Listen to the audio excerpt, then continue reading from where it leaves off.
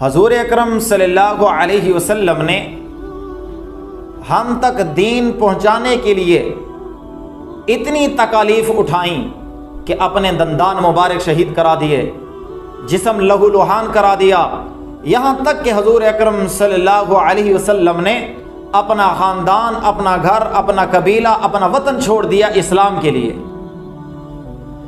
حضرت سراقہ بن مالک رضی اللہ تعالی عنہ فرماتے ہیں کہ حضور اکرم صلی اللہ علیہ وسلم جب غار ثور سے نکلے، مدینہ منورہ کی طرف ہجرت فرمانے لگے، تو کفار نے اعلان کر دیا، حضور اکرم صلی اللہ علیہ وسلم کے سر مبارک کی قیمت لگا دی کہ جو حضور اکرم صلی اللہ علیہ وسلم اور سیدنا صدیق اکبر رضی اللہ تعالی عنہ کو پکڑ کر یا نعوذ باللہ قتل کر کے لائے، قتل کے بدلے میں، پکڑنے کے بدلے میں اس کو 100 اونٹ قیمتی ملیں گے۔ آج کے دور کے مطابق تقریباً 10 کروڑ کا انعام لگایا رسول اللہ صلی اللہ علیہ وسلم کے قتل پر کہ جو کوئی بھی لائے گا اس کو انعام میں 100 اونٹ دیے جائیں گے۔ تو سراقہ بن مالک رحمۃ اللہ علیہ فرماتے ہیں کہ ہم مجلس میں بیٹھے ہوئے تھے کہ ایک شخص آیا اور کہنے لگا کہ وہاں گرد اڑ رہی تھی، میں نے دیکھا چند لوگ جا رہے ہیں، مجھے اس بات کا شک ہو رہا ہے کہ وہ محمد اور اس کا ساتھی ابو بکر ہیں۔ سراقہ بن مالک فرماتے ہیں مجھے بھی گمان ہوا کہ یہ حضور اکرم صلی اللہ علیہ وسلم کا قافلہ ہے، لیکن میں نے وہیں اس کو جھٹک دیا تاکہ لوگوں کو پتہ نہ چلے۔ میں نے کہا نہیں وہ لوگ نہیں ہوں گے، وہ تو فلاں ہوں گے جو جا رہے ہیں۔ تو وہ آدمی چپ ہوا۔ سراقہ بن مالک رضی اللہ تعالی عنہ فرماتے ہیں میں وہاں سے نکل گیا، کھسک گیا، اپنے گھر میں پہنچا، گھر والوں کو میں نے کہا کہ میرے لیے گھوڑا تیار کرو اور وادی میں پہنچا دو، اور اپنی کنیز سے کہا، اپنی باندی سے کہا گھر کی پچھلے طرف سے اسلحہ لے کر آؤ، تلوار لے کر آؤ اور نیزہ لے کر آؤ۔ تو سراقہ بن مالک رحمۃ اللہ علیہ فرماتے ہیں وادی میں میرا گھوڑا تیار تھا، میں نے ذرا اور پہنی اور ساتھ فعال نکالنے والا تیر بھی اٹھایا، جس کے ذریعے ہم جانتے تھے، ہم دیکھتے تھے، قرآن اندازی کرتے تھے کہ آیا یہ عمل ہمارے لیے ٹھیک ہے یا نہیں۔ اور میں نے تلوار اٹھائی اور گھوڑے پر سوار ہوا، میں نے حضور اکرم صلی اللہ علیہ وسلم کے نشانات کا پیچھا کیا، یہاں تک کہ میں پیچھا کرتے کرتے قریب گیا۔ اب آگے حضور اکرم صلی اللہ علیہ وسلم جا رہے ہیں، ساتھ میں حضور اکرم صلی اللہ علیہ وسلم کے ساتھ سیدنا صدیق اکبر رضی اللہ تعالی عنہ ہیں، حضرت ابو بکر صدیق رضی اللہ تعالی عنہ کے ساتھ اللہ نے قیمتی جان حضور اکرم صلی اللہ علیہ وسلم کی رکھی تھی۔ اب حضور اکرم صلی اللہ علیہ وسلم اس حالت میں قرآن مجید کی تلاوت فرما رہے ہیں، اور سیدنا صدیق اکبر کبھی ادھر دیکھتے ہیں کبھی ادھر دیکھتے ہیں تاکہ حضور اکرم صلی اللہ علیہ وسلم کی جان کو نقصان نہ پہنچے۔ سراقہ بن مالک کہتے ہیں جب میں روانہ ہوا، میں نے کہا میں فال کا تیر نکالتا ہوں، دیکھتا ہوں کہ آیا یہ کام میرے لیے اچھا ہے یا نہیں۔ جب میں نے تیر نکالا تو اس تیر نے میری امیدوں پر پانی پھیر دیا۔ تیر نکلا کہ یہ آپ کا سفر آپ کے لیے نقصان دہ ہے، لیکن میں نے سفر شروع کر دیا۔ 100 اونٹوں کا مجھے لالچ تھی کہ 100 اونٹ مجھے ملیں گے، میں مالدار بن جاؤں گا۔ میں نے وہ تیر پھر اپنے بستے میں ڈالا اور روانہ ہوا۔ جب کچھ رستے میں چلا، میرا گھوڑا اچھلنے کی وجہ سے میں نیچے گر گیا۔ میں نے کہا یہ بات تو بری ہے، تیر بھی میرے مقصد کے خلاف ہے اور گھوڑے نے بھی مجھے گرا دیا، لیکن پھر میں چل پڑا، پھر میں نے تیر نکالا، میں دیکھتا ہوں کہ آیا یہ مقصد میرا ٹھیک ہے یا نہیں، لیکن تیر پھر میرے مقصد کے خلاف نکلا۔ پھر میں گھوڑے پر سوار ہوا اور کچھ راستہ طے کیا، پھر گھوڑا اچھلا اور مجھے پھر گرا دیا۔ میں نے کہا یہ بات تو خراب ہے، لیکن میں پھر 100 اونٹوں کی لالچ میں پھر چل پڑا۔ چلتے چلتے میں اتنا قریب ہو گیا کہ مجھے حضور اکرم صلی اللہ علیہ وسلم کی تلاوت کی آواز سنائی دینے لگی۔ ادھر حضور اکرم صلی اللہ علیہ وسلم کے جانثار سیدنا صدیق اکبر رضی اللہ تعالی عنہ مڑ مڑ کے دیکھ رہے تھے کہ کوئی ہمارا پیچھا تو نہیں کر رہا۔ حضرت سیدنا صدیق اکبر رضی اللہ تعالی عنہ نے حضرت سراقہ رضی اللہ تعالی عنہ کو دور سے دیکھ لیا، لیکن حضور اکرم صلی اللہ علیہ وسلم کو نہیں بتلایا تاکہ حضور اکرم صلی اللہ علیہ وسلم کہیں پریشان نہ ہو جائیں۔ جب سراقہ قریب آیا تو سیدنا صدیق اکبر رضی اللہ تعالی عنہ نے فرمایا یا رسول اللہ، پیچھا کرنے والا قریب آ گیا ہے، سراقہ ہمارے پاؤں کے نشانات تک پہنچ چکا ہے، ہمارے قریب پہنچ چکا ہے۔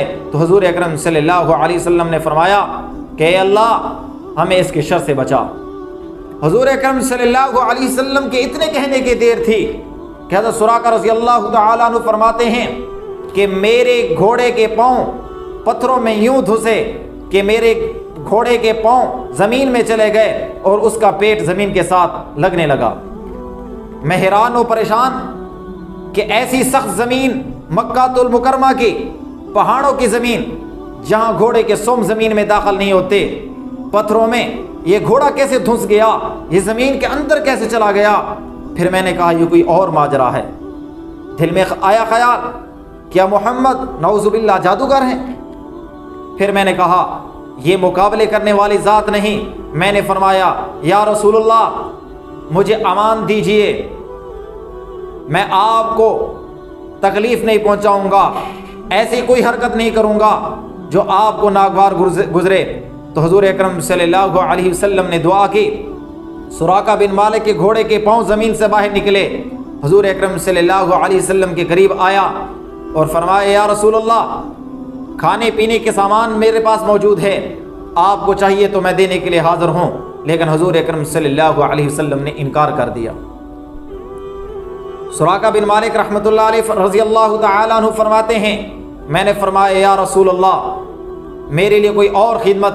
تو حضور اکرم صلی اللہ علیہ وسلم نے فرمایا ہاں کسی کو ہمارا بتلانا نہیں، کوئی راستے میں آئے ہمارا پوچھے تو بتلانا نہیں۔ تو سراقہ بن مالک رضی اللہ تعالیٰ عنہ فرمانے لگے یا رسول اللہ یہ مجھ پر چھوڑ دیجئے، میں لوگوں کو مطمئن کروں گا، وہ میری بات مانیں گے، کوئی آپ کا پیچھا نہیں کرے گا۔ جب واپس مڑنے لگے تو حضور اکرم صلی اللہ علیہ وسلم نے سراقہ کو آواز دی، اے سراقہ وہ دن کیسا ہوگا جس دن آپ کے ہاتھوں میں کسرا کے کنگن ہوں گے۔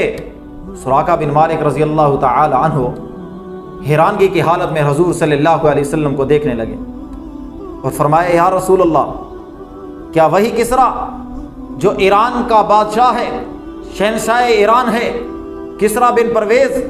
حضور اکرم صلی اللہ علیہ وسلم نے فرمایا ہاں۔